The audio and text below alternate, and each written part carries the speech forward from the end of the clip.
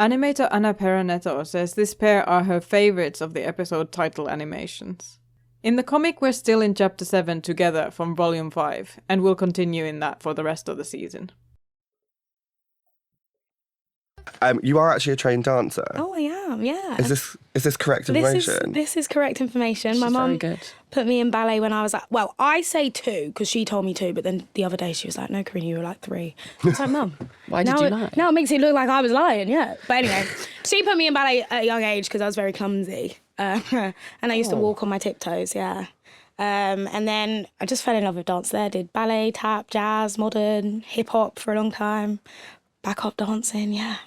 She's lived a life. Karina, Tara is known for being really good at ballet. Yep. I think you're quite a good dancer too. Yep. What's your favourite dance move? Yep. Ow, ow, ow, ow. Okay, so she's not that good then. That's all right. Quote from animator Anna Peranetto. I had a lot of fun working on the storyboards for this scene. It was nice to show Nick's point of view and his intimate feelings towards Charlie.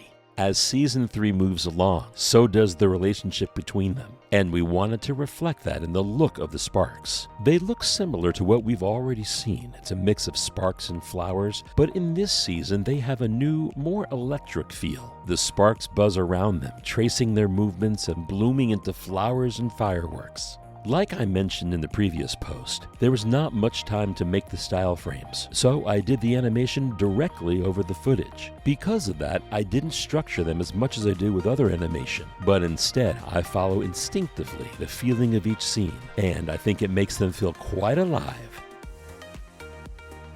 In the comic, this montage is of Charlie being obsessed with Nick instead. We get a little one-page collage of Nick's version of that later. My guess is that they changed it to Nick because he was the one who wasn't ready to go further before, and we've had a lot of Charlie mooning over Nick already by this point in the show.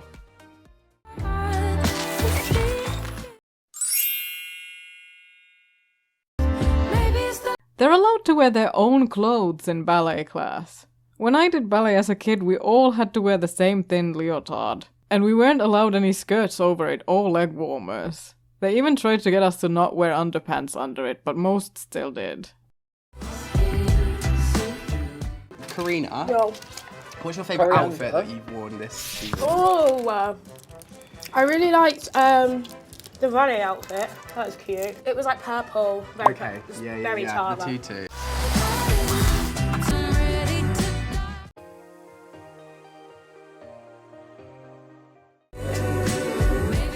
I mean, I hated all the rugby stuff. I think it was more, like I never felt comfortable in that environment, that like very male, so I was always dreading those scenes. Not because all the rugby guys were great, I don't know, it just brought back flashbacks to school. I know I was joking about being weak, but I'm definitely too weak for this. And full tackle, you've got to actually get in there, yeah. laying him out. You'll notice as the seasons go on, as my opinion gets more loud, Charlie does less rugby. Your presence is felt. Safe to say, so this season I just stand at the side. Spent a lot of time with his stunt double. Did you? A lot of time with his stunt double.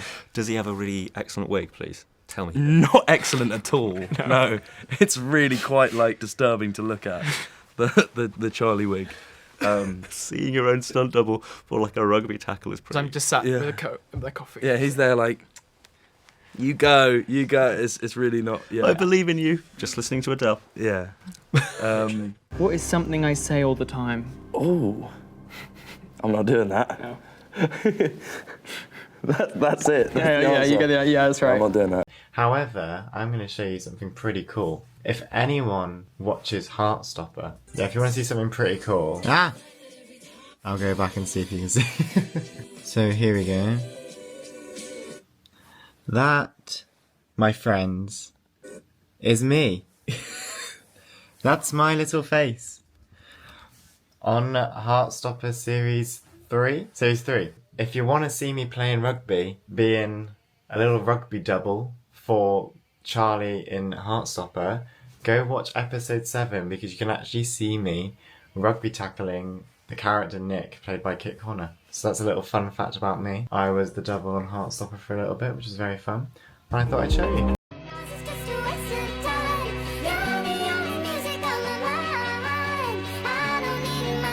I need you to know that My life is way better. She's so dramatically out of breath when everyone else is fine. Also, is this adult ballet? That's a grown man behind her. Nick? Why are you looking at me like that? I think from season 3 of Heartstopper we can expect more sadness and more horniness. More sadness and which I think is what people want from a TV show. I told you, dog cuddles solve everything. Yeah, this is exactly what I needed. Yeah, you have seemed a little bit stressed lately. I've been a bit stressed all year. I just have way too much on my plate. I love my ballet classes, but I've got to get 3 buses to get there. Well, I could drive you to ballet if you want. Nick, you don't have to. No, I want to. All right, well, maybe. Anyway, what's going on with you? I feel like we haven't had a catch-up in ages. Nick has a history of bringing people to park benches for dog cuddles and a talk. How are you and Charlie? Good. Charlie's been a lot better these days. And how's Nick doing these days? Fine. It's teaching that you can't support someone else if you haven't got the support for yourself, or you're not treating yourself with the same kindness you're giving someone else. You do need those kind of relationships, and it's good to have people, a support system to lean on. But I do think on the flip side, it's really important to love yourself, as Joe and Rue said. Yeah, I'm all good. Haven't really got much going on, to be honest. Like, certainly with Nick, he's this guy who certainly seems on the surface to have everything, especially by season 3, like kind of figured out, you know, and he feels like someone who's kind of very strong and a support system to Charlie and etc. So it feels like to then see that he's actually, you know, got this real, you know, genuine fear to kind of open up and talk about these things is quite important, I think, to be able to see that in a character like Nick. Well, that's because you've been focused on helping Charlie. I get it. I've been focused on Darcy and all their stuff with their mum. Just need to remember to look after yourself, too. I still think journaling's really beneficial. Yeah, journaling is beneficial. OK, class, it's the moment you've all been waiting for. Cucumbers and condoms. Is this a thing you guys actually did in health class? Because I sure as hell didn't. We both want to take things further, but I don't want to make things awkward again. Honestly, I don't even know what the hell I'm doing, and I don't want the first time to get really bad and embarrassing. Maybe if I'm this nervous about it, I'm not actually ready to do anything. Isaac is reading The Ethical Slut, a practical guide to polyamory, open relationships, and other freedoms in sex and love by Janet W. Hardy and Dossie Easton. Does Isaac plan his reading list based on his curriculum at school? I mean, it is on topic, but still not really the most appropriate reading at school. I don't really say that many lines. I just read. I like reading. What was your favourite book that you read then during it? Because you read them all, didn't you? Yeah, that's a really great question, Jenny. Thank you. You read all the books, didn't you? Mm-hmm. I think the Ethical Slut. Yeah, there was one called The Ethical Slut, which I really liked. I learned quite a lot from that one. It was a very graphic. Formative. What about? It was magical, really, wasn't it? Well, it helped in your journey to be an ethical slut. Yeah. I bet you're glad you all came to see this. Calm down. It's a good thing we're in sex ed right now. Maybe you'll get some good advice.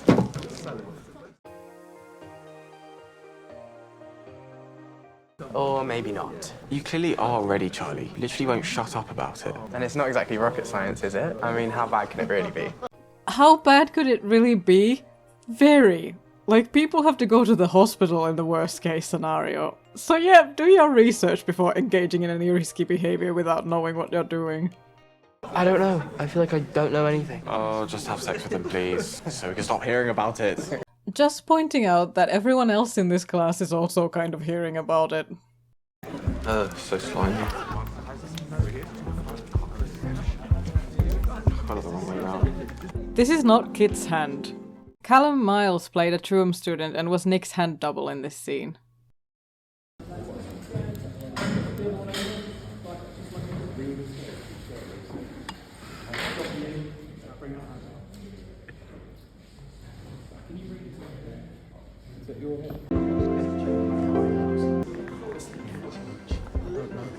She was just feeling it all night, like you could tell she wanted it, and it got to a point I just don't want it, not really. He was boasting about it yesterday as well. In the comic, this was some random guy called Marcus, but it makes so much sense that it'd be Harry.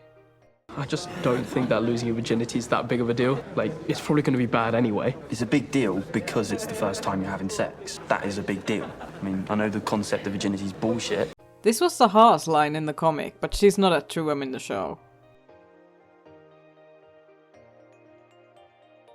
But, like, I'm still nervous. Just wait till marriage. Only 5 years. 5 years? I keep being confused what they mean by 5 years till marriage. It's not that they can legally marry in 5 years, so why 5 specifically? 5 years? Quiet! Nick Nelson, pull out that phone again and I'll recycle it. Man, I'm so sorry.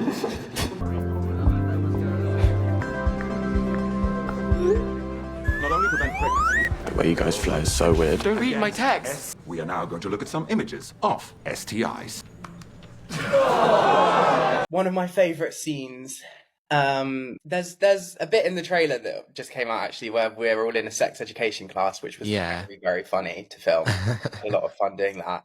And Alan, who plays our teacher, Mr. Lang, was like, he had to like. I don't want to give it away, but it was very funny. He had to keep putting these cucumbers on our table and had to like show us historical pictures, and it was very funny. I don't blame you for being nervous. I mean, that's normal. It's easy for you to say. You were so confident I when you were wasn't, out. Charlie. Just enjoy making it sound like the most cinematic night of my life. But we were in some random bedroom at a house party. We had no idea what we were doing. Even after that, we still had a lot to learn about each other. Quote from writer Alice Oseman. I did a little bit of second unit directing, yes. I think I did it for like 2.5 days, so really not very much at all. Second unit is when you're filming 2 different scenes at 2 different locations at the same time, with 2 different crews. So there needs to be a whole second unit of the crew.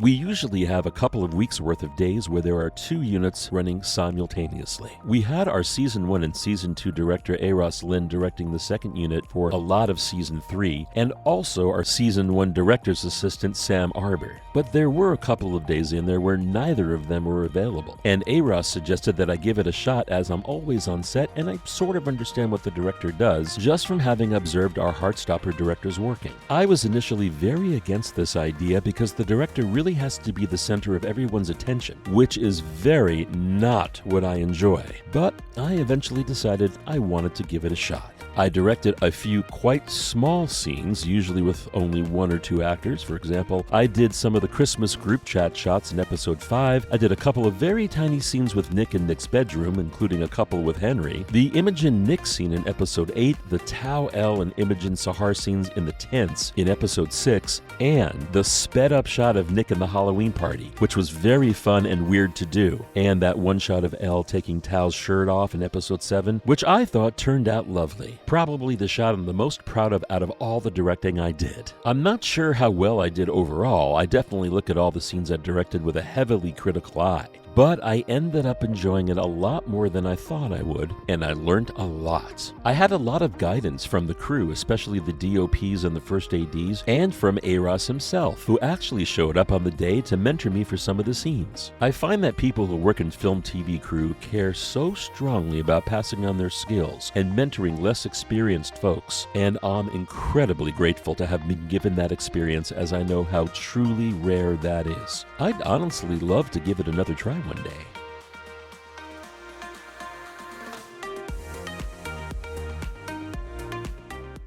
And what feels good? Maybe we get things wrong, but it's not some perfect, effortless thing. But it's me and Elle, and we love each other. And if it's awkward, we can just laugh about it. I mean, it's supposed to be fun, isn't it?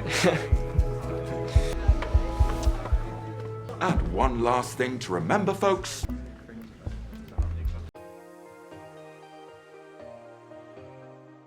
At your age, you're going to be having a lot of urges. You're going to want to take off your clothes and touch each other. But if you do touch each other, you will get chlamydia and die. All right, chlamydia. K-L-A. I think I should be running this sex ed lesson. How was Elle's interview? She didn't really mention it in the group chat. Again, it was live, right? How aren't people talking about it? Surely some of the friends were listening. Oh, yeah, it was, I think they decided not to air it, actually. That sucks. Yeah. Bullying.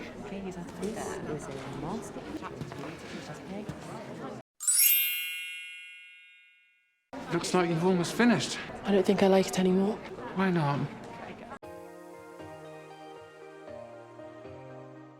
I'm sorry about the interview. Mother and I had a chat. Should have expected it. No, you shouldn't. The principal really should have researched this radio show first before recommending Elle to go on it. If anyone looked at recent speakers, they may have found out about the feminist speaker from the previous week. Doesn't matter. I don't want to talk about it anymore.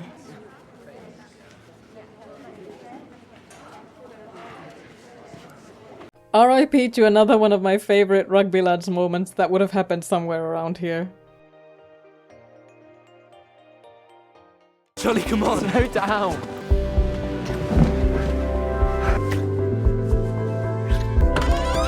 Oh, have you... Don't come in! Fuck off!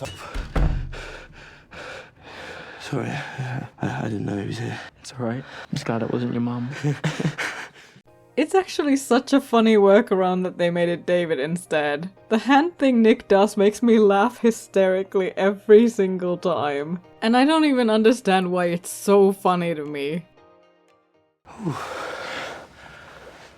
There's this photo of a deleted scene that would have been somewhere around this point if we go by comic chronology. Because this was posted before the season came out, lots of people thought this was the argument we saw in episode 6. It's not this scene though, as you can tell by the different costumes and positioning. Alice answered a question about this scene on Blue Sky. This scene was a reimagining of this conversation between Nick and Charlie on the doorstep, combined with a very short scene where Nick and Charlie make dinner together. It wasn't used because it disrupted the episode's pace, and also just didn't quite work emotionally how we hoped. The conversation they had in that scene was about Nick picking a university to go to.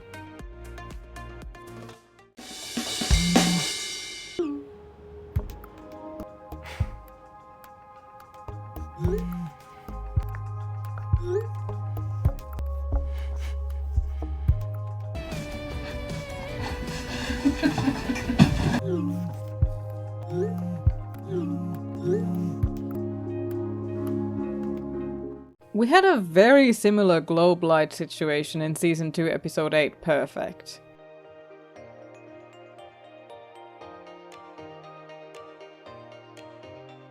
Call me crazy, but I'm still not 100% certain that the first time wasn't an accident that they now repeated intentionally because of how excited people got about it. That's my Heartstopper conspiracy of the day.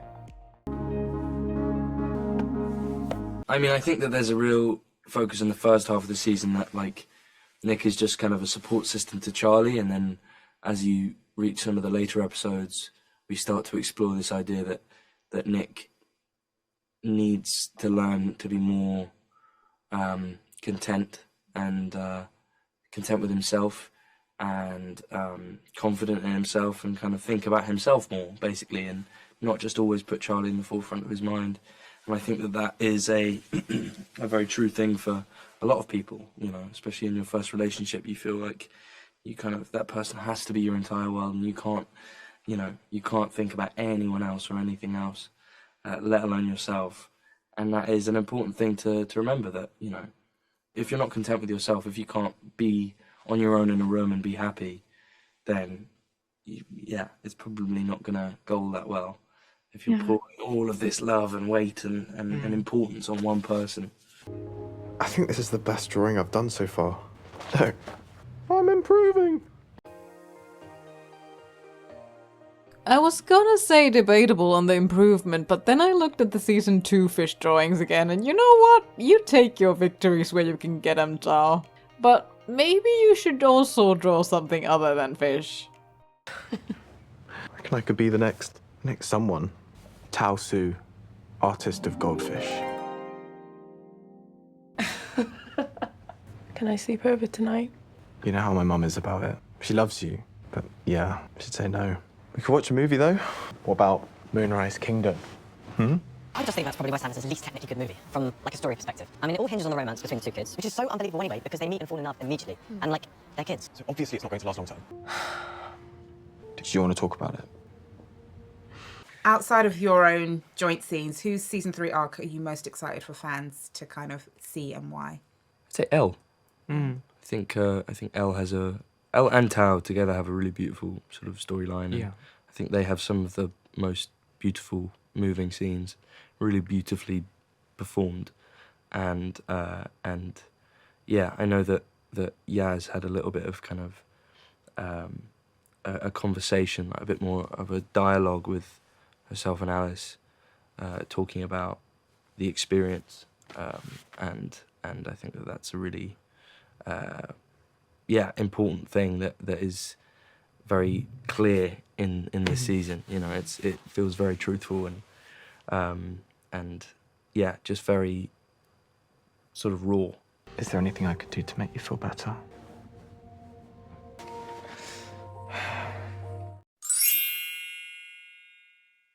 It's been so long since you stayed over. It's my fault. No, I get it. You've had extra schoolwork and stuff. Have it's been too much. I'm worried about you. Don't worry. They are still very much as strong as ever within themselves, within their relationship. But I think this season, I think they both help each other through what they're going through a lot more. So they do lean on each other, which is nice. And they still are very much in love and very much Tara and Darcy. I've just decided I'm going to look after myself and do what I want. Doing very little. And that includes doing me. We get a bit more mature this season. Like, we have sex this season. You have what? We have sex. Well, I've never heard of that myself. What is that? Obviously. There's a bed in one of the classrooms in the school. Oh yeah, so you're talking about the full program. So we had an intimacy coordinator. That's probably a better That's what I start. should have said. Yeah. Not that Yeah, that there was a bed, so we just went for it. I just went for No, it. we had an intimacy coordinator, David Thackeray, who we've worked with since season 1. Mm-hmm. So, and obviously there was a progression. Throughout season 1 to 2, we always get more handsy and there's more intimate moments. So I think just the process with him talking through it. Also, third season in, I see kids, I'm like, yeah, let's go. Yeah, literally. I'm like not even waiting for the steps anymore. I'm like, give me a hug. But also, I think it's because I feel anyway, everyone in the cast and now my friends and they can't get rid of me. We're really comfortable with each other. Yeah, but it's that comfortability. I don't feel very awkward around any of you really. Yeah. And it gets less awkward the more you do it. We do. Yeah, and we are together for quite a lot of when we're filming, so it's very natural. Well, Tara and Darcy have some fun in the bedroom. That's pretty grown up. That was for them. Yeah. But so as an instance coordinator, if there is someone who isn't from the LGBTQ community and is playing someone who is gay or something like that, like it's about them doing the research, doing the work for the character, having those open discussions with the other actor and the director and myself, and for myself to do research where I might not necessarily know about. So it's I think like every single role as well, I think it's important to do that. What was sort of like the most awkward thing for you to film this season? That feels like a little. About the same thing? Of course we're thinking about the same thing. Okay, you go. Same. We were filming one of the intimate scenes, and our director used this phrase that I can't stop thinking about, which was moment of insertion. Can we go from the moment now of for the insertion? moment of insertion? And it's just... And on it, like, I'm very immature as a person, right? So, like, I get the giggles. So You're looking at her face. I literally couldn't even look at kids. I was like staring into the abyss, hearing these. Pretend I'm not there. Hearing these words, and I'm like, don't laugh, don't laugh, don't laugh, don't laugh. Just keep going. So yeah, he sort of talked us through it. He's like, okay, and then do this, and it's just so weird, like in a dead silent room with like 7 people Like just 10 watching you people looking make at you, out. That's so weird. That was awkward, but funny. And at least it wasn't like 10 hours. And of everyone has filming. sex this season, so Yeah. we all had something all to went talk through it. about. Yeah, shared trauma. Did everyone get the phrase now for the moment of insertion? No, I think I that might don't have know. just I think been they, us. I think they varied. Yeah. Did you manage to keep it together after the use of that phrase? Do you know You what? were quite good. We did quite good. I was impressed. Like, I think there was only a slight smile at one point. And then we just played into And the then smile. We were just like, oh, they're just having fun. They're allowed to smile at each other. It's not super serious sex that they have. Yeah, so they're very comfortable with each other, so it's more of a like familiarity there. Thanks to this podcast coming out before the season, I've never been able to watch this scene without thinking of moment of insertion. Thanks to whoever thought releasing the podcast full of spoilers before the show was out.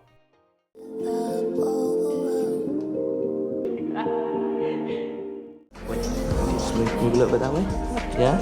It's definitely no coincidence that Nick writes this there specifically. Even if he hasn't seen or doesn't know Charlie's scars are there, he's seen how Charlie keeps rubbing that spot when he's anxious. This was also deliberately highlighted in the comic. Now, do you have any unexpected last-minute changes or improvisations in costumes? Like, when you're on set, do you have to change someone's shirt really quick because it ripped? Like, is there anything you have to do last minute that's scary? Yeah, I think there's always those moments I can do it. on every TV job, and yeah, that you have amazing costume standbys who are on set with the actors all the time, and they're always there with needle and thread to sew something up or change something, or like when we did the scenes where Nick and Charlie, where he's signing Charlie's shirt, so you have to have 4 or 5 of those shirts repeated so that you can keep going again. So those people on set are like always on hand for all of those things, and last minute, eyes or like final checks where makeup go in to do their checks and the costume team go in to make sure everything looks how it did. Signing the shirts is a tradition for Leavers Day when the exams are over and students are ready to move on to the next phase of education. Of course, in this case, Charlie isn't even leaving Truham because he's staying there for sixth form, so it's more symbolic of transition than a goodbye thing. It's perfect. Now everyone knows how much I love you and how much you love me, more important. Charlie, can I have a quick word before you go? I wanted to give you this. Campaigning starts in the autumn. I think you should apply. In the comic, it's Mr. Farouk who gives Charlie the head boy application. I like that it's Mr. Ajayi in the show because Charlie's kind of been his protege the whole show, and Mr. Farouk still gets his moment. Really? Why? Well, you're smart, you're a strong person, and I think you could do a lot of good for the kids at this school. It's just something to think about over the summer. Okay, thanks.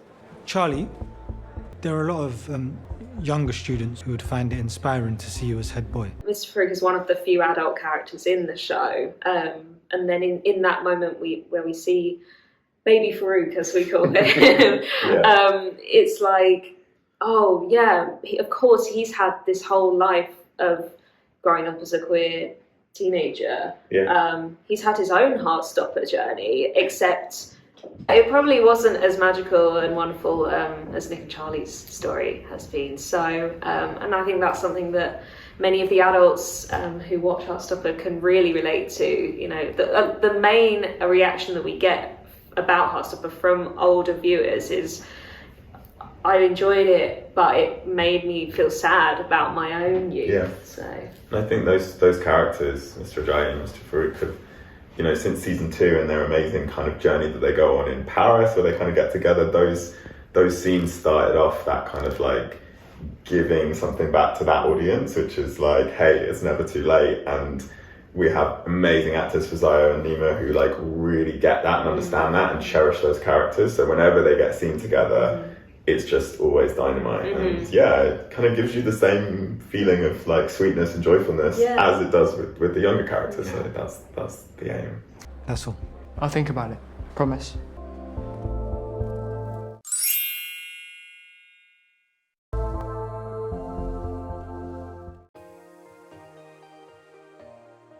Again, Mini Youssef is uncredited and I don't know the actor's name. Should we go for lunch? Yeah. Zaya and Nima, who play Mr. Ajayi and Mr. Farouk in the show, are real. I do see them as kind of mentors for us, and they're very, very supportive and always there if we need to chat. I think it might be finished, babe. You should post it on Instagram. Your followers will love it. She does what she wants, and she looks cool doing it. Elle, we know you've been really down since that interview. It's very damaging. I think one of the really great things about that storyline this season is that you see the effect it has on Elle personally. You know, it's like after that experience, you feel the weight of it on her as a character, and that I think is really finely done, and the kind of dynamics of the intimacy that she has in her relationship with Tao is also affected. So kind of, I think it's putting the kind of human face on that culture war that is sort of blighting us at the moment. It's not like this radio woman was a raging bigot or anything. She probably thinks of herself as an ally. But I was there to talk about my art. Have you spoken to anyone about it? Tao, maybe? I love Tao, and he would fight the world for me. But he just can't properly understand. We're here. We might understand. Yeah, it's crazy to have like multiple trans kids in one show. Who knew that was to allowed? Me, that's mind blowing. Like, there's 3 of us in a room, everyone might die. When you stop to think about it, it is actually interesting how media shapes what we view as realistic. Like Ash said in that interview clip before, you usually never see more than one trans character, so it feels unrealistic in a way because you're not used to it. But I've been to art schools and like half the people there are something outside of the mainstream or what's considered the norm. So if you're ever going to organically have 3 trans kids somewhere, it'd definitely be art school.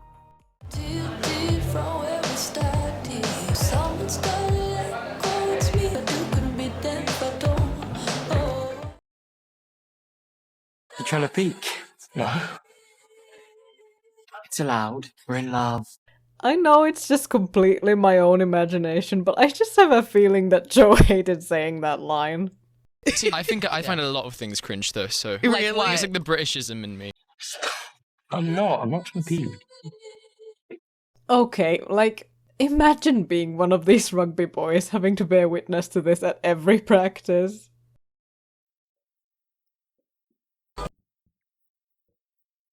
They've come so far from when Charlie was apologizing for being clingy and annoying for accidentally bumping into Nick's shoulder in season 1, episode 4. I had an idea. Yeah? Maybe one night you could stay around mine, just us. Do you think your parents will let you? I know my mum will be fine with it.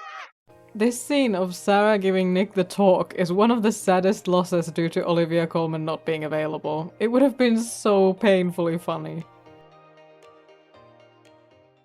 I'll ask. Please, it's the last practice of the year. All the more reason to not pay attention then. What are you going to accomplish in the last practice? Yeah, good luck getting Mum to agree to a boyfriend sleepover. She will. I'll ask her when she's in a good mood. That doesn't happen very often. There's not really much point in her banning sleepovers. If you and Nick want to have sex, then you'll have sex. You don't need a sleepover to do that. Okay, very risky conversation to be having in the hallway when you haven't actually verified no parents are home. Okay, if you two don't have any good advice, I'm gonna go upstairs. My advice is to sneak out. My advice is that a sleepover is unnecessary for the activity in question. A big part of the process for me with Michael was music. I've got this Michael Holden playlist, which I like. I listen to every single day, like all the time, and it really, like right now, if I listen to any of the songs from that playlist, like instantly I'm right back in it. Like I'm right back during that period where I was trying to devise Michael and like make the character. So that was a really big part for me, and I still love that playlist. Still got it. Still listen to it on occasion. Good luck. I hope you do get to have your sex sleepover. Thank you. Michael, can you stop talking about my brother having sex, please? Sorry.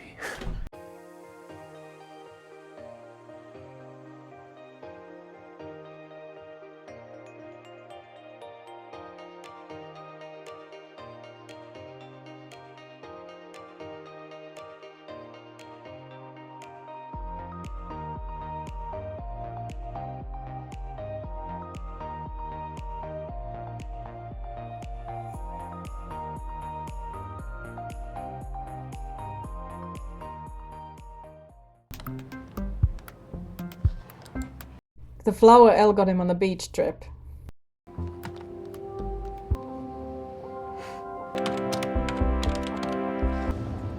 Me and Darcy wait till we have a free house, or until everyone's asleep if they're staying over. What we're looking at here is how they film car scenes in a volume. A volume is a kind of studio space where you can film using big LED screens as a background for driving scenes in this case. The 360-degree motion environments for the screens are called driving plates. Quote from DOP Simona Shushna. We filmed a few days in the volume, and there are definite benefits to shooting in that way, especially during winter. In Season 2, the storyline follows a coach journey from London to Paris, so we shot scenes that mirrored this journey, starting in Kent, through the Eurotunnel, across northern France, and, of course, in Paris. For Season 3, we used it primarily for car scenes with various vehicles and different numbers of characters. Each vehicle scene came with its own challenges, but I enjoyed shooting in the volume. For both seasons, we worked with driving plates, which shot bespoke plates from London to Paris, whereas for Season 3, we chose from their library of plates. There was one time that we, What? I mean, school is an option. You had sex at school? Yeah, it was only once. It was a really bad idea. And one time we had sex at school. And I think that's so scandalous. That's really naughty. It's- Is it in that it's music room that you got locked in that one It's their time? favourite place, I imagine. I assume so. Next to the trumpets. During. This is so risque. I feel like we've known Heartstopper up to this point for being like sweet and like full of joy and innocence. And now we're like, grown. Yeah, I don't think we're quite there yet. And also we have a history of getting walked in on. You guys have been waiting a long time. Quote from Corinna Brown when asked why conversations about sex on TV are important.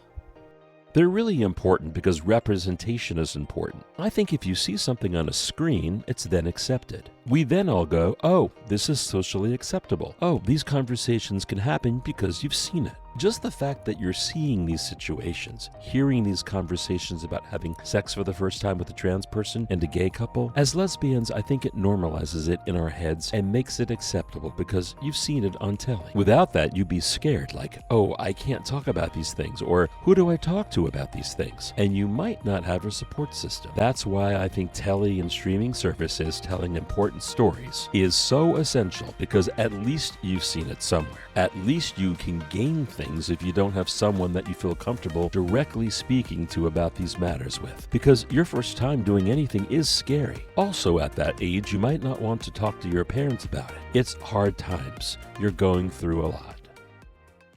Yeah. That's not a bad thing. There's so much pressure to have sex at our age, but people should just take as long as they need. I think like there's already so much chatter about the fact that Heartstopper has sex in it now. Like everyone's so kind of scandalized. But I think it is exactly what you're saying. It's really helpful for young people, first of all, to see a couple who don't immediately rush into having sex.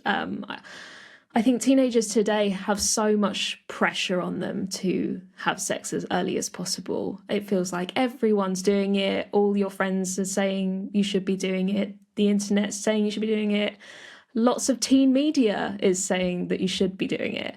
But Heartstopper, it takes a little bit longer for Nick and Charlie. And I think that's a really nice alternative vision for young people.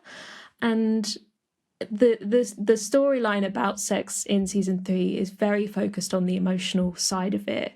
It's the characters asking questions like, you know, am I ready to have sex? How do I know if my partner is also ready? What if it's really awkward and embarrassing because I don't know what I'm doing? Like it really focuses on those still very teenagery questions surrounding sex. And yeah, hopefully that will be relatable for a lot of young people. Yeah, Charlie's been through a lot. You've been through a lot too, Nick. Don't forget that. Yeah, well, not really though. It's okay to admit that Charlie being ill was tough for you. You don't have to be the strong one all the time. Quote from Corinna Brown. I think they've always shared a connection since they first met. I think they both went through discovering themselves with each other. They have the first kiss with each other, and that's when Tara was like, oh, not for me. And that's when Nick was like, oh, I kind of like that. I like a bit of both. And I think they've made a choice to support each other and see each other, and I love that you see more of that between them this season. I like to think of them as the same, but like different sides of a coin. In a weird way, it's like Tara's like the heads and Nick the tails. They are very similar as characters, and I think that they're very omnipresent. They see everything, and they're caring people. So I think when they come together, they are a support for each other. It is beautiful, and I'm so excited that in season 3, you see more of that. Trust me, I learnt that the hard way. Why'd you have to be so smart? So, do you have any advice about that kind of stuff? Oh, Nick, I'm not really the person to ask about sex between guys. Yeah, fair enough. I mean, some things are universal. Like, for example, don't eat spicy food right before putting your mouth near sensitive areas, because that will apparently burn. I've heard horror stories about that. Thankfully not speaking from experience there. But you know, you can still have some advice, even if the logistics are different. Yeah. Sorry. 1, 2, 3, 4. What's the layout of this place? Where's the mirror if the door is right there? 1, 2, 3, 4.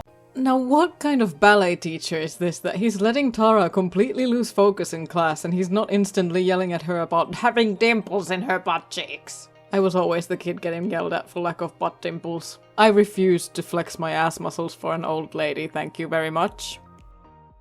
Did you get the bus all the way here? Yep, all 3 of them. Why? Just wanted to see you dancing. What's one line that you'll never forget? Maybe one from this season, which is just wanted to see you dancing, because I just wanted to see her dancing. Oh. You always look so happy when you're dancing. I danced as a kid. I was rubbish. I could not have been worse.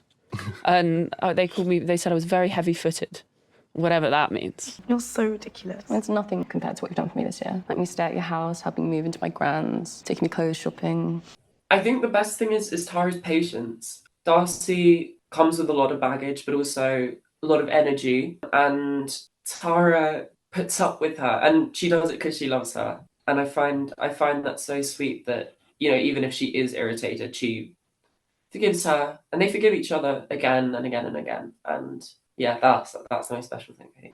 Convincing me to cut my hair when I kept backing out. Those are like very low bar things, Dos. I just don't think I would have had the courage to explore being non-binary if it weren't for you. Probably would have got around to it eventually, but you made it feel so easy and joyful. Non-binary.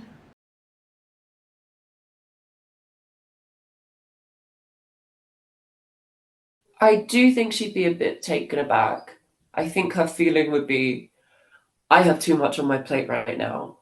But of course she'd be good about it. I think it's something also that maybe Tara picked up before Darcy did. I think Darcy's seen herself as masculine a lot of the time, but it's like something that, that's something I think that Tara would have seen coming, maybe before Darcy realised it himself. Yeah. I know we haven't talked about it properly or anything. It's just a huge deal, and I didn't want to overload you with that, bomb drop. So I always have complaints about the audio description for the visually impaired having tons of mistakes, but it's extra disrespectful when it comes to Darcy, because why are you using the wrong pronouns in the non-binary coming out scene? It's so disappointing that whoever writes these has no idea about the show and blind people get an unnecessarily sloppy product. Darcy appears in the hall and peers into a door window. Tara smiles and waves at her. Darcy smiles back and shakes her head. Darcy rests her head on Tara's shoulder. Not only is this ignoring important context in the plot, it's just disrespectful to anyone who uses they-them pronouns. Do the people who make these not know what that is? I get that people who write these aren't necessarily going to understand the shows they work on, but yikes. But you've seemed calmer recently. It's not a huge deal, unless you want it to be. It's just you. It's just me and you. Also, Alice gave us these notebooks at the beginning of the season that had a line, one of our lines from the season on it, and it was so cute. And that was the line. Really sweet. What was your line on that? My one's it's just you and me. Oh, from this same scene. Yeah, really cute. That's a really cute scene, actually. Well, we keep saying there needs to be some drama, isn't it? Yeah. I think they should break up at some point. I'm getting bored of them. I'm not, actually, that's a joke. He just doesn't want to work with me anymore. I'm sick of you. That's a little savage. I think Darcy works with animals. For me, I wouldn't want her to have a massive heartbreak, but I feel like she needs it just to like grow up, and experience life. So it's maybe they break up and it's like a bad one, but in like 5 years' time they rekindle. Yeah, I that think would be it's like normal people cute. vibes. Yeah, yeah. Let me check. Are we? Okay, no. There's this sort of standard joke that in the Spring household. Spring household is full of cacti, and I don't know if you noticed this. There are hundreds and hundreds of cacti in the Spring household. We're not entirely sure why. We think it's probably something to do with the Spanish. Yeah, I feel like it's his dad, you know. Well, it is, but we had this running joke with Joseph Alderano, who plays Charlie's dad, that he has this, sort of obsession with cacti, and every time he walks into a room, there's he's bought another cactus, and whenever he's not on screen, he's off, buying cactus. Yeah.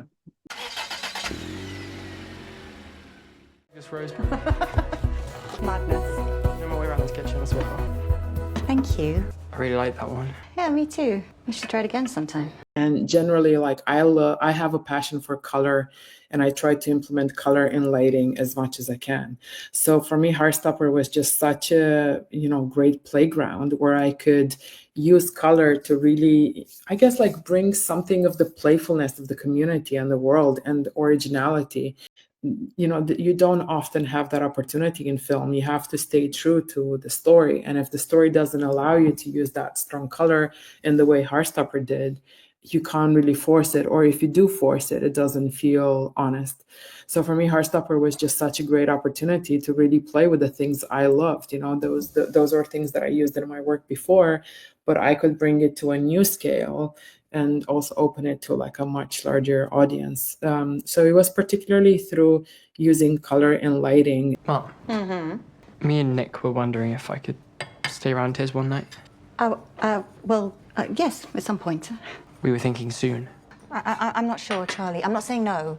This fight went a little differently in the comic, and there's been lots of discourse online about Jane's character being softened here, while Charlie's reactions are mostly the same. The Christmas fight was changed more than this one, but the main difference is how Jane is presented as less strict and more trying her best, which makes people think this scene makes Charlie seem less reasonable and immature in comparison. My personal take is that people are expecting Charlie to not act like a teenager if they think his reaction here was too much.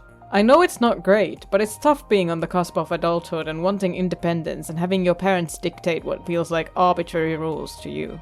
I don't personally see why people would find Charlie unreasonable and unsympathetic for acting like someone his age typically might. As for Jane, there's a vocal subsection of fans who want to categorize her as a villain and feel that portraying her as a more nuanced, flawed character who is trying is in itself a bad move that makes Charlie look bad. I personally think it's harmful to think parents like this are all good or all bad. You can still have major issues with your parents knowing that they love you and are trying to care for you in the way that they think is best. And no, they're just not meeting your needs. This is a complex topic that I've thought about in therapy for years. It's just, you have your GCSE exams coming up, and this is quite a big step. And I'm mentally ill, so I can't. No, that's not what I said. That's what you were thinking. It's a hard thing to be a parent of a teenager going through something. It's that mix of wanting to give them the own space whilst also still being their parent. Present, yeah. I think Charlie sometimes this season needs to remember that he's still a teenager and that his parents are still in charge, and I think his parents also need to learn that he's not the kid he was anymore and that he needs his own freedoms as well. It's like striking that balance, I think.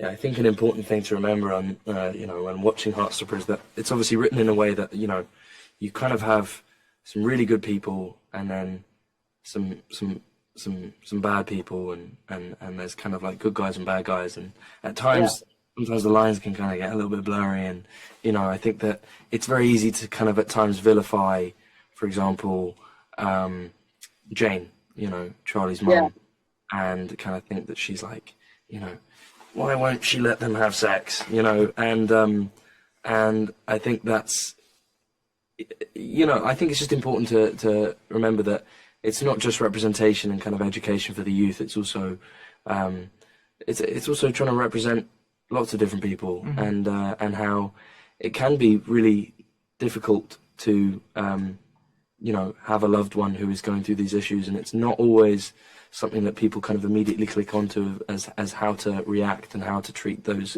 situations. And I think that Jane is a great example of someone who learns throughout this season specifically and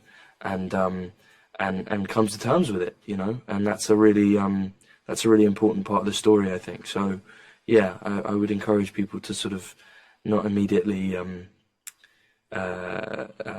scratch her faces out of pictures. You know. So you're always thinking. You think I'm some child who can't make my own decisions? Okay, Charlie, that's not fair. Mr. Ajayi nominated me to be her boy on Friday. That's great, Charlie. It's just, you're only 16 and you've been very ill. Mum, seriously, what are you so worried about? We all love Nick. You know what? We'll talk about this once your exams are over, Charlie. I'm not a child.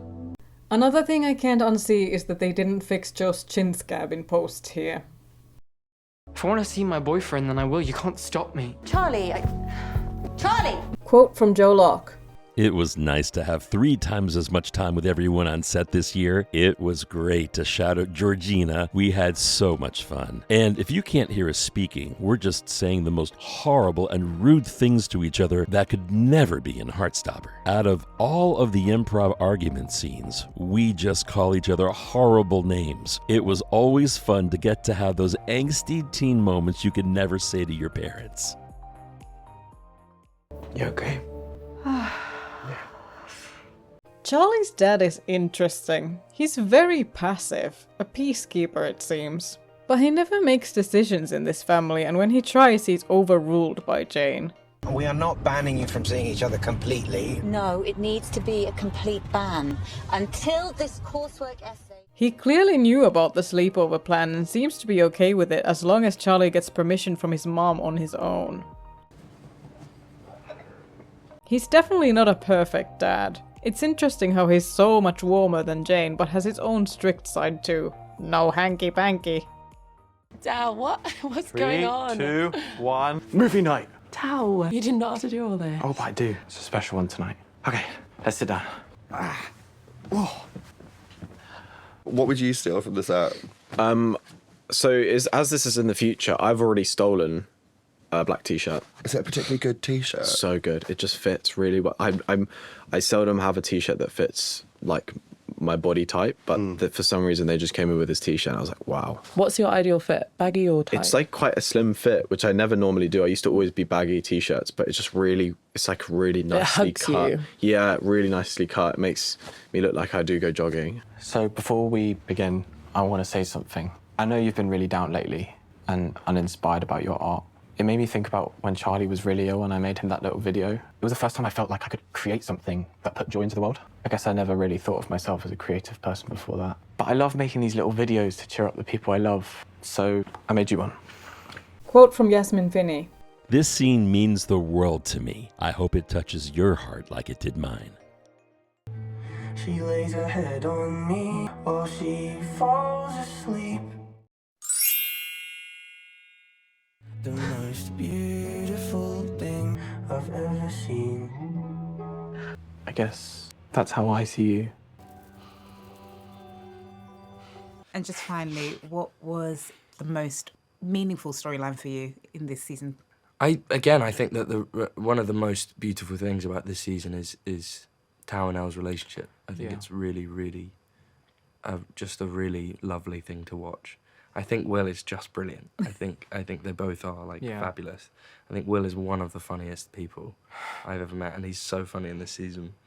And I think Yaz is really just the two of them just have some beautiful scenes and perform them wonderfully. Yeah, I'd agree. It feels like the whole world is against me. You can always talk to me about it. Yeah? Quote from Yasmin Finney. When I read the script, I saw there were a lot of things that I would tackle this season. I think the main thing for me was the relationship with Tao and how mature it is. It grows and builds into this unbreakable bond, which I love, and I've never experienced as Yasmin. The audience gets to see a very mature, fresh take on not only the gay experience, but the transgender experience, and the experience of falling in love in a more adult way. I'm just scared you won't get it. I'll try. For Tao and Elle, I think they are slightly earlier in their journey of being a couple than everyone else. I think they're starting to learn to share their insecurities a bit more. They each have their own sort of struggles, inner struggles that they're going through, but they aren't quite yet able to share them with each other and really get to know each other on that much deeper level.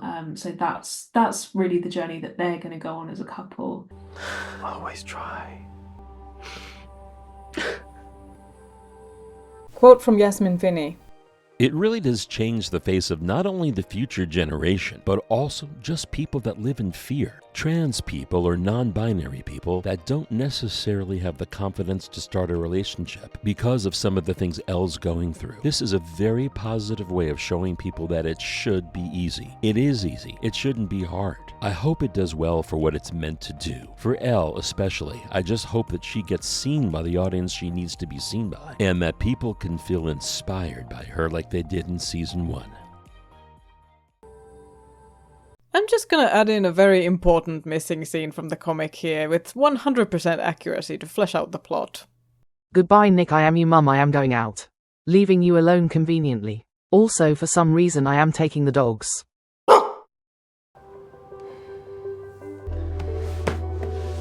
A drawing of Henry has been added to Nick's wall.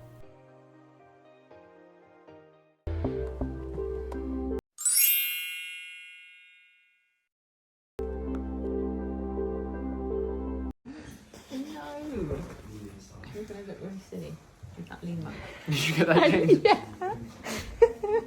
Oh no. Nick? I need a distraction. Yeah. Quote from animator Anna Perinetto.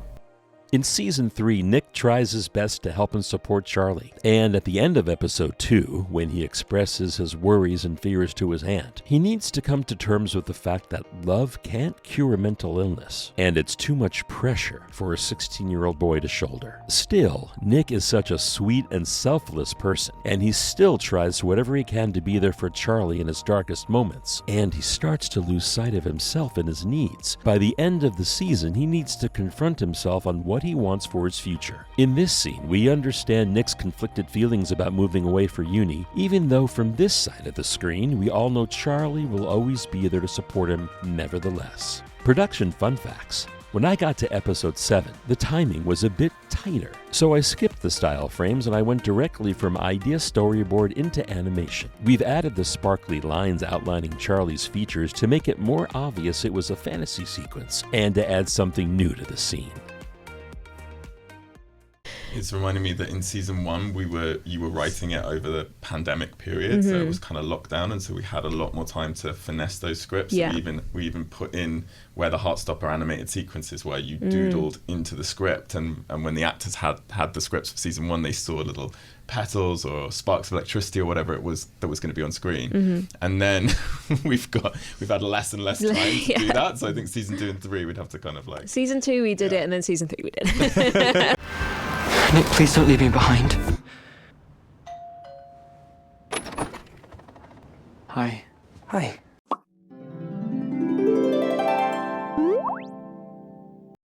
I should have texted. Sorry.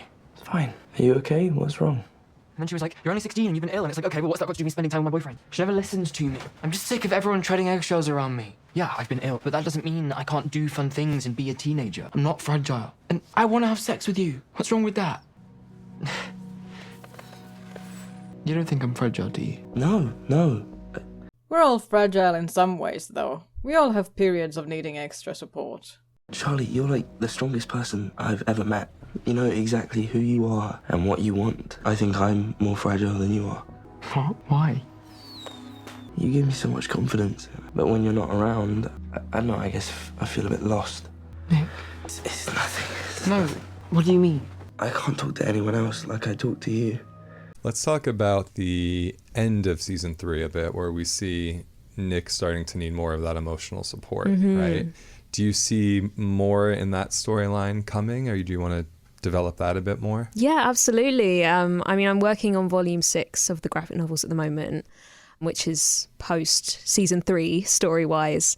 And that is very much the focus of the story, is Charlie is now doing really well. He's kind of thriving at school, while Nick is actually starting to struggle because he's starting to realise he's been focused on Charlie for so long, helping Charlie through this really dark time, that he hasn't been focusing on himself and he doesn't really know who he is outside of this relationship. So Nick has his own journey to go on, I think, to figure out what he wants out of life, particularly as he's going to be leaving school soon. He's going to be going off into the big wide world. Yeah. I think when I realised I was bi, I feel like I woke up. Yeah, I mean, I think there's this idea with kind of coming out stories is that you have that one coming out moment and then you're fine. Everything's fine and you are you. And there's no kind of figuring out or anything that happens beyond that. But I think what I wanted to show in Heartstopper is that it can be a long process, and you can sort of realize that there's some part of yourself that is queer, and you might even figure out a label that works for you, and you might even tell people about that. But there could still be a way to go beyond that, where you are learning how you interact with the world and what you want out of, relationships or just life in general. And that might take a bit of time beyond this coming out moment. If you have that one coming out moment, which is not often the case, it's normally a lot of coming out moments. But even when it's not really related to, queerness, I think as you are growing up, you have these moments where you see the world in a different way, or you learn something about yourself that changes who you think you are, and that's something that Nick is kind of going through, or at least approaching in this volume. He's figured out that he is bisexual, but he's just starting to realize how being bisexual has kind of shaped his whole life up until this point, and how it's changed the way he's acted around certain people, and how he hasn't really been his authentic self. Even post coming out, he's still finds himself kind of reverting back to hiding parts of who he is, because that change doesn't happen immediately necessarily. I think it's just such a big part of coming of age. Because I was repressing so much of myself before then, not just my sexuality, but my thoughts and feelings, my personality. I still hide behind that mask sometimes. Just laughing and joking with my mates, but never really opening up to anyone. And now I'm thinking about uni and my future and... Well, Heartstopper is Nick and Charlie's story. They're both equal main characters, and although it's Charlie who's going through this ordeal, I guess, Nick is obviously very affected by it, because he loves Charlie, and he would obviously want to be doing anything he can to help. And that has an effect on him, because it causes him a lot of anxiety for obvious reasons. And definitely towards the end of the season, we see like the sort of dynamic beginning to shift a little bit between them, where Charlie is starting to do a lot better, and Nick's starting to realise now that he doesn't have to spend so much time worrying about Charlie, he doesn't really know who he is outside of this relationship. And that's something that I'm definitely going to be exploring in the next Heartstopper book. Yeah. Basically, I'm just freaking out. That didn't make any sense. It did. You're allowed to be a mess sometimes. Oh, I'm a mess now, am I? I think we're both a bit of a mess. They're great. I mean, I think one of the things that Kit and Joe have to do a lot of is these big dialogue-heavy sort of conversation scenes where the boys are kind of working through their relationship and kind of like trying to articulate these things that are quite heavy. So it's sort of like whether Nick's kind of worried about Charlie and his eating disorder, or whether Charlie is kind of plugged into the fact that Nick's not feeling right about something, and how you kind of how Alice writes that truthfully, so it doesn't feel kind of like inauthentic, and then how the boys kind of come to those scenes and perform it. And I think they just have such chemistry as actors, and they have such trust between them that usually they do those scenes in like the first take. You're like, well, okay, we got it, kind of thing. So yeah, they do that brilliant. That sense of support that you're talking about comes from their brilliance as actors and from the screenplays that Alice has created for them.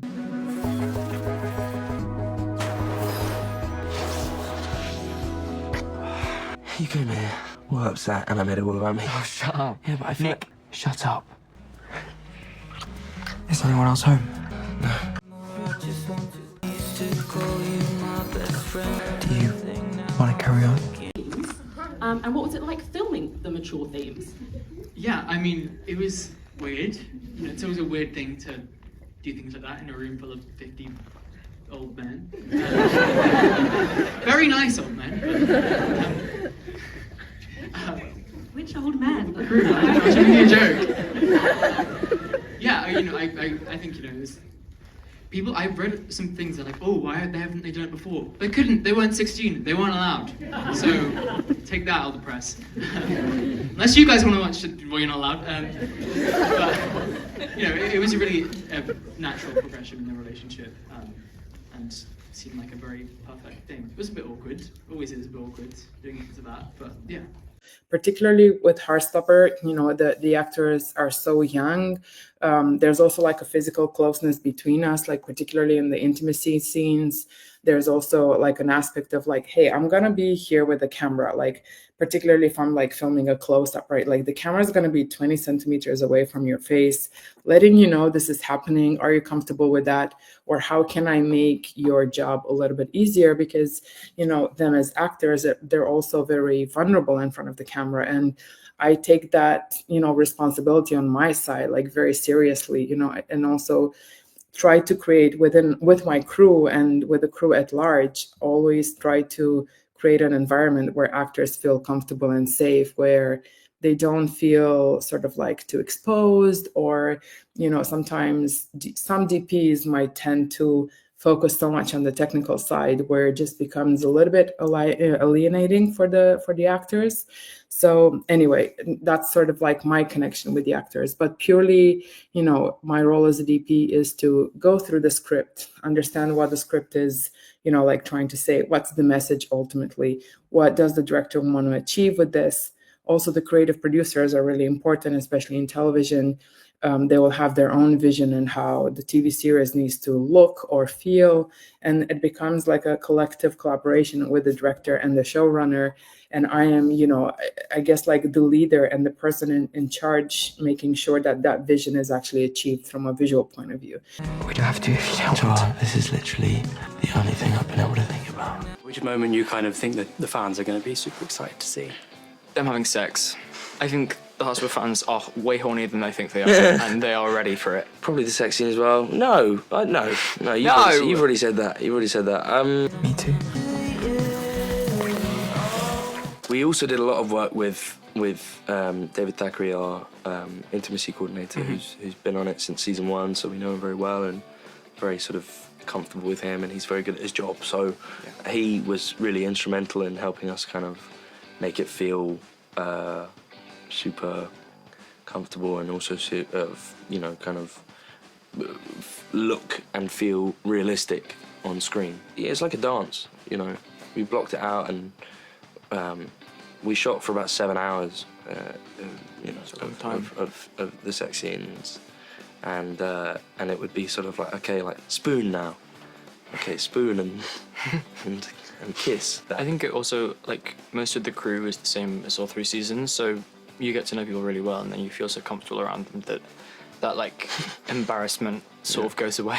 Yeah. It was a long day. It was intense. I think we normally have had dinner as a cast at the end of the day, and I think we both just like see you tomorrow. So if actors are friends, does that make a difference? Yeah, I mean, the process stays the same. So it stays the same, but like I think you have to like lean in more towards the characters. So taking away, like, okay, you might have a personal relationship outside, you might be married, you know, and we're interested about these characters' intimacy and how they're intimate with each other and how that's different.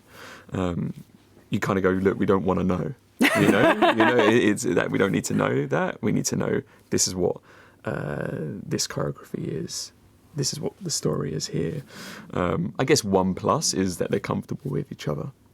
Or can it sometimes be the opposite? If you're like really good friends, could that be more awkward? Yeah, I mean, yeah, of course. It's like, okay, yeah, of course, yeah, 100%. I think, yeah, there will be a comfort there, but that's why I would keep the process same. I'd still do the same thing. But I suppose that's even more why it's so important to have you there. Yeah. Otherwise, it would just be like, oh, you already know each other, off you go. Oh, you yes. know? And it's like, well, hang on a minute, but we're not used to having this relationship in front of a whole crew. Yeah. So it's going to be different, and it's putting in those boundaries for each other and having that conversation, which will be different from their personal relationship. Like, oh, okay, so you got a boundary on your neck or whatever it may be because of the situation that we're in right now, rather than if they're at home behind closed doors. Yeah.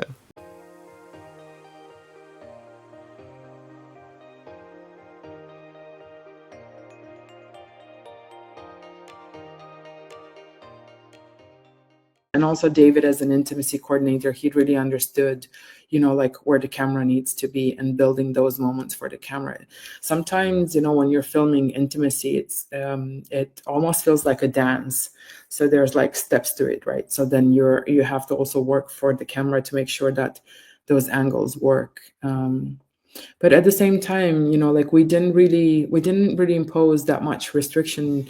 Like when it came to, hey, you have to be here and look there for the camera, it was more like sort of in a documentary way, right? Where they're having their moment and we're there to capture it. And we looked at very specific references of, how, like certain stills were composed. And we thought, oh, this is very gentle and intimate. I think we should have a similar approach. So like between me and my operator and Andy, the director on season 3, we just made sure that, again, there's this kind of like continuity between the intimacy scenes, but again, just letting them do their thing rather than like being too strong, like on the focusing too much on the technical side. I have a good one. Go on. That I had forgotten until now. During one of our sex scenes, I remember this one. I farted.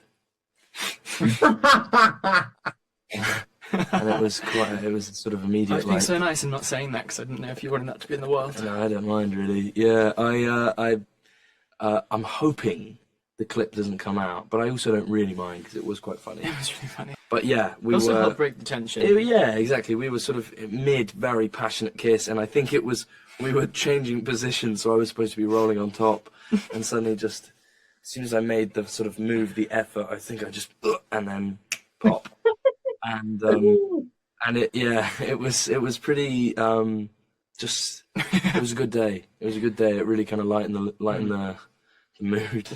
Yeah, and yeah, everyone just loved it. So you never done it on camera by mistake.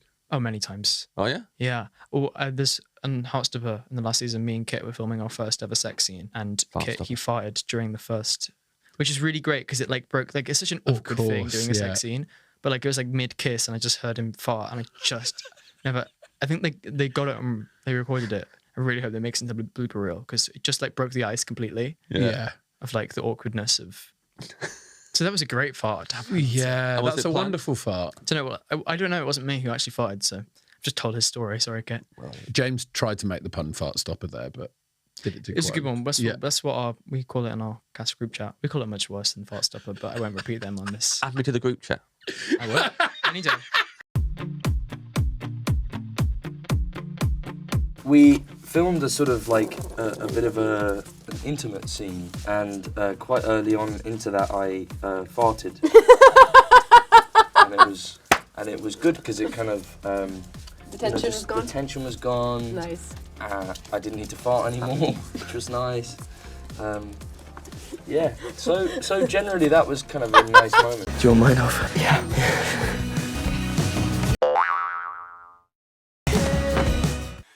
Hardest scene to It's a good question to start off with.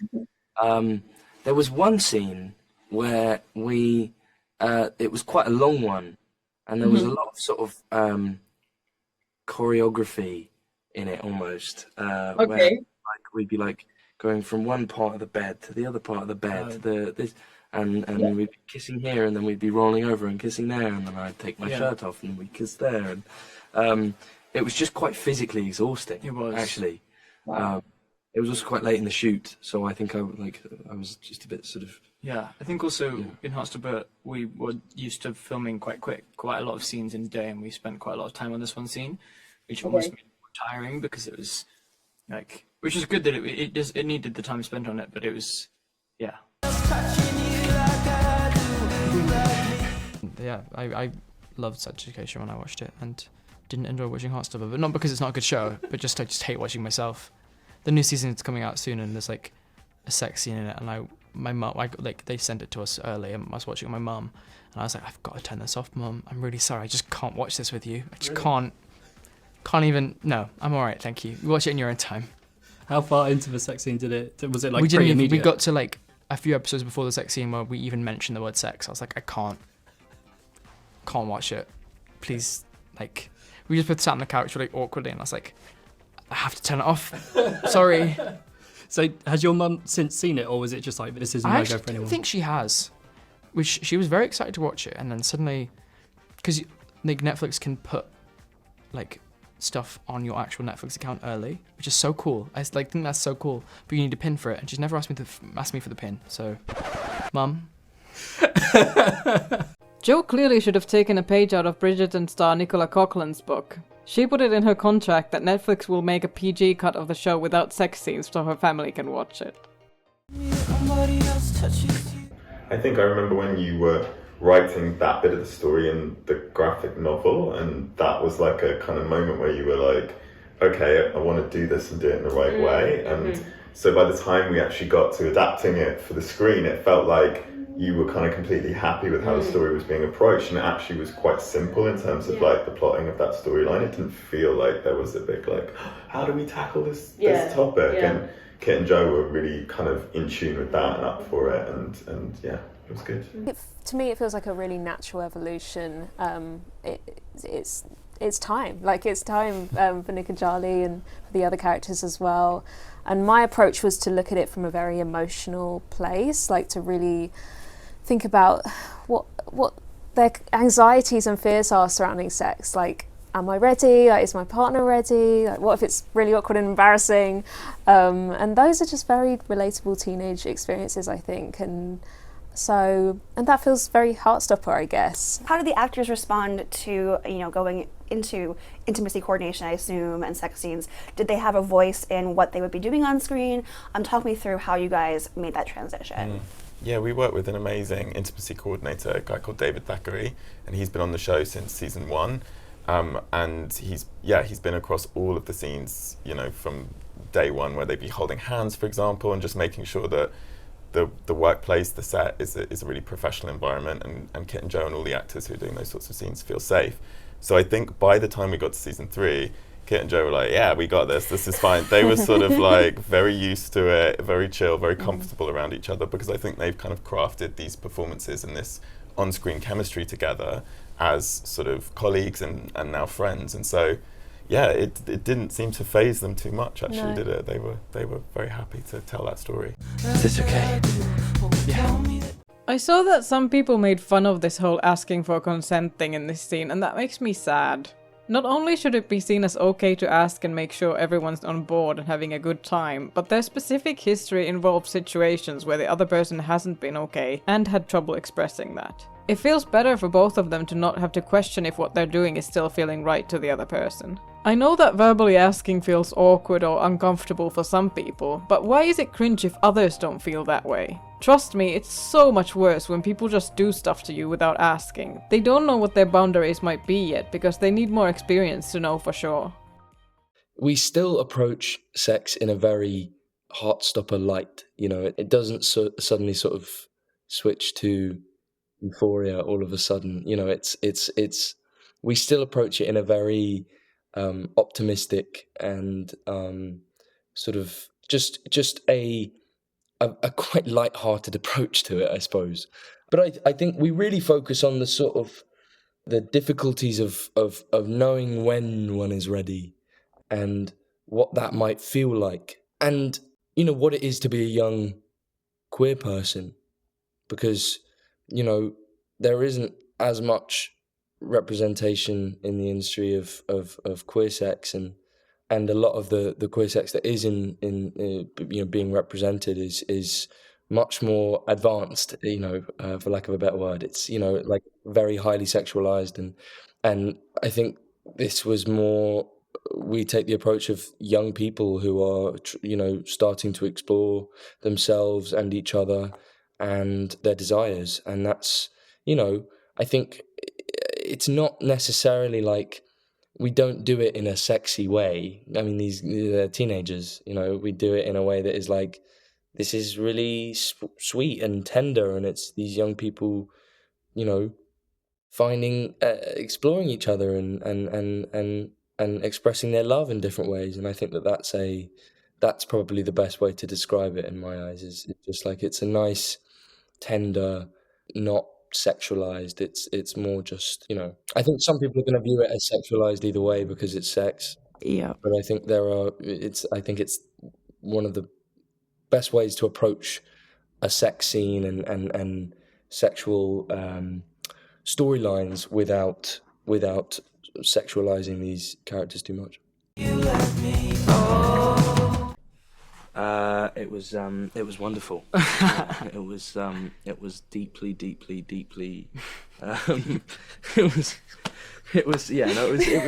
It was great. We had David Thackeray, our intimacy coordinator, not holding our hand, but looking out for us the whole way through. It's a very awkward thing to film a sex scene, so it made it Yeah, easier. yeah, and it was super necessary for the characters, I think, and it was a long time coming. So, sorry, this is for Heartstopper. So yeah, it was a really brilliant experience. Actually, it really was. All jokes aside, it was a very lovely way to do it. Actually, Yeah, I think a lovely also way to as be actors, surrounded by people that we felt comfortable with, and etc. A good way to hopefully we have long careers and do a lot of sex scenes, and so it was a good way to be introduced to that side. There's artists do a lot of sex scenes, so it was a good way to introduction to that. I don't know. I mean, it's hard to word, but it is a bit like kind of being, having your first time in a way that is really, with someone that you really trust, and although it is obviously not real, it's still a very vulnerable situation to be in, and it was, I think, really nice that we were able to do it together. God, this is sending such bad signals. People are going to get so confused. Yeah.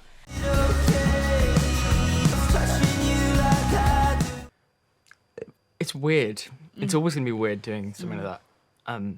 But I think we all knew it was time for them to take that step, and we'd been making jokes forever, like, wow, why wouldn't they just... So we were it was ready, but it was our intimacy coordinator, David Thackeray, really worked with us to it's like a dance, it's weird. Filming sex scenes is just weird. Yeah. We had these nice sort of cups. Cups, yeah. Cricket cups. Excellent. To sort of keep it, keep everything safe, and it was. I just found it really quite amusing. You was just playing it like a drum. I kept playing it like a drum, which was It was just a strange environment to be in. Yeah. It was just a weird sort of sitting in this fake bedroom. Also, they built this brilliant sort of set, obviously, of our rooms, but they're really quite squeaky. The floorboards are very squeaky, and the bed is quite squeaky. So I was thinking, come on, guys, we're filming a sex scene in here. You're gonna have to record sound, but put some pads down or something. Put something down, yeah. And season 3, this has been happening for three years. But yeah, we finally got to the sex scenes, and it was pretty creaky. I think we felt comfortable anyway because we know each other so well. But making it feel comfortable being in a room with as little people as possible, but Yeah. still people, and trying to make it look good for the camera, I suppose. So and we did about 7 hours straight of just like shagging. So it was it was pretty fun. Yeah. I'm glad you enjoyed it, babe. And then something. No, you've said it now. You can't. I've said it now. Yeah. And that would be the end of the second to last episode. I don't want to say the YouTuber cliches, you know what they are. And I'm not even gonna plug the Patreon because there's only one more early access episode left in there. You see how I tricked myself to bypass the self-promo cringe there? Very clever. Anyway, see you next week for the finale.